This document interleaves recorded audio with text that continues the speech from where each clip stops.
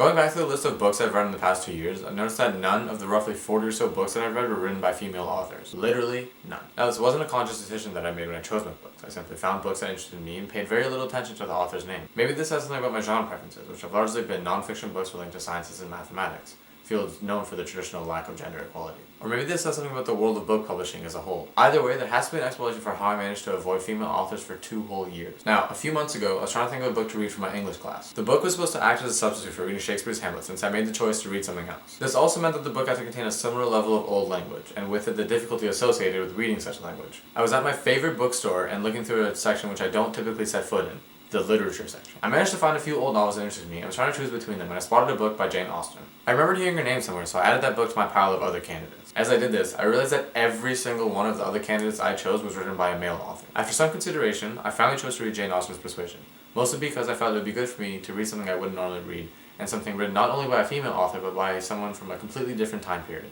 As it turns out, it indeed was a good thing for me to read this book, and I wasn't at all disappointed by my decision to do so. The story, surprisingly enough, never left me with any sense of boredom. Page after page, I was unexpectedly captivated by the romances and endless drama that ensued. This was likely because of how interested I was in learning what life was like for the lead of the Victorian era, and just how much it differed from the life I lived. From the way they married mainly for financial reasons, to the way in which women lacked any sense of a profession or other means of self-independence from the males in their lives, Victorian era England was a very different social environment in many respects, and learning about this from the perspective of a female living in the environment was what ultimately made this novel a worthwhile read. Now, back to the issue at hand that I was talking about before. Persuasion was the first book written by a female author that I've read in 2 years. Did I notice anything fundamentally different between it and the other books I've read in its quality? Nope. So, why then have I not been exposed to more books written by female authors? Well, as I mentioned previously, much of what I read is non-fiction and relates to science, mathematics, business, and economics. All these are fields in which women have historically been, and still continue to be to some extent, marginalized and deterred from entering. For example, according to the 2011 Canadian National Household Survey, women accounted for only 39%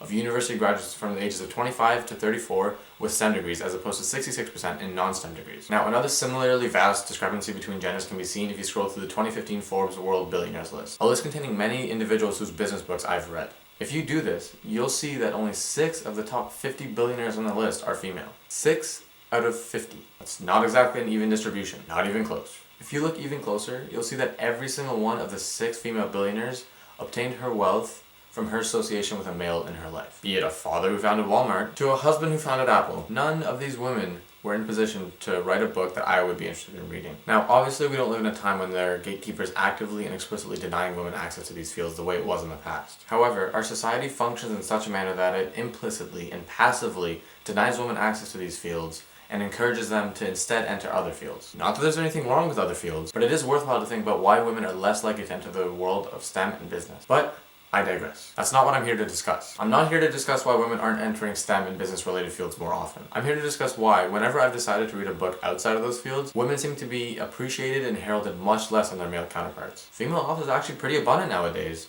and their books oftentimes top bestseller lists for very long periods of time. So it's not that females aren't writing books, and it's not that these books aren't popular amongst the masses. What it is that in an academic setting, where literature is studied more closely, where literature is picked apart, criticized, and analyzed in extreme detail, the books being looked at are primarily written by males. With the way in which current English curricula are set up, students are forced to read male authors and take them seriously the majority of the time that they're studying books. Schools are teaching us to be studious of men's experiences and ideas, while teaching us that the experiences and ideas of women are only optional. Eventually this leads to this ugly subconscious idea that men just really don't need to know how women experience the world in which we're all living in together. And this is an idea that I'm glad I've caught myself subconsciously supporting in the way I've chosen my books, and one which I hope to rid myself of slowly in the future. Reading Persuasion allowed me to see the world from the perspective of a female living in a completely different society than the one in which I live in. And this opened my eyes to another one of the countless different ways in which human life manifests itself. Something which undoubtedly enhanced and expanded my view of the world. And that's what reading is all about.